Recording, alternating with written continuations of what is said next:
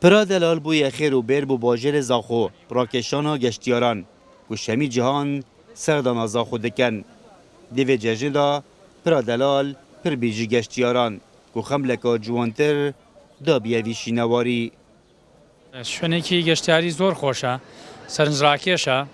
من 6 جار هاتووم بۆ زاخۆ وەکو سنوور بۆ برایم خەلیلوانە بەڵام یەکەم جارە وەکو گەشت تایبەتی بکەین و بین بۆ سەردانی پردی دەلال لە زاخۆ و یادگارێکی مناڵی خۆشیشە چونکە لە مناڵی لە مەکتەباتیاتی لە ئەلفوبێی کوردی هەمیشە بۆیان باسە کردین مامۆساکایوت پردێکی کۆنە و مێژووە و باو باپیرانە دروستکراوی ئەوانە و بەڵام ئێستا بۆتە شوێنێکی گەشتیاری زۆر خۆش و خەڵکێکی زۆر لە هەموو چینە جیاوازەکان و بیانی هاوڵاتی بیانی زۆر سەردانیەکە عەرەب زۆر سەردانیەکە کورد بە هەمان شێوە خودی از بینم شینوارد خۆسا بوومە گەلە گرنگن وەکی دێژن وەک دەهاتی مەسەلەن وەکی پرا دەلال وەک جێ سیاحی وەک سولاوی وەک ئەف جێ خڕ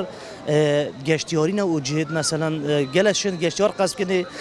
بە ئەودێکی باشی بەرهەمێکی باشی بێت ئەبینە مەسەلەن گەلە گرنگ مەسەلەن حکمەتەوەمە بێت گەلە گرنگی مەسەلەن بدنە تشتە هۆسا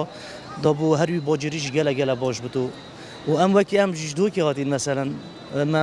هاتن جاي خو بعد كان ساعه كنا جاي خوش بقضيه ما شاء الله على بدي زاخانه صار لي تبقى 20 سنه ما جاي عليها بس يعني لو جاي وحده ما شاء الله لشاري زاخۆ ئێمە 20 ساڵ نهاتین بۆ ئێرە بەڵام کە هاتی نەمان ناسیەوە چونکە زۆر گەشەی کردو و پێشکەوتووە تواز بە خدای شارێکی ئارامە بەڵام ناوچەکان پێویستیان بە خزمەتکردن و پاراستنی ناوچە شوێنەواری و شارستانیەکان بس المكان تحتاج الى ترميم شويه وترتيب مع الحفاظ على الطابع الاثري والحضاري ریوبریا گشت و گذار زاخوش دیار کتن و سال به سال رجا گشتیار سردان زاخو دکن زیده تر دبتن و وش بو پتل خوگرتنا گشتیاران کار دکن لسر برفرکن و جوان کرنا دورو برین پرادلال و ریبار خابیره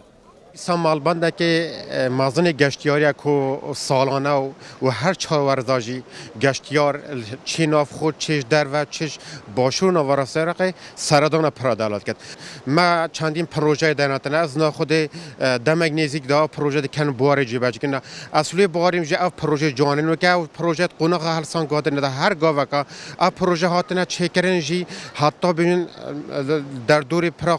در دور خوابی رو پرابری از رجا یعنی بیشتر تا نکو هشتی حتی نوت صد روشا گشت گذاری بته گهرینم بشن رجا که اجرا مازن گشتیارا را کشن بو باجه رضا گرنگی دام به پرادلالو برفرکن و جوان کرنا دورو برنوی دبته اگر کوهشتا گشتیار زیاتر سردان زاخو بکن بودیتنا ویشینواری و چنده دبته درگه بو کشکرنا وار آبوری یه دوره رعد عمر کرسات نیوز زاخو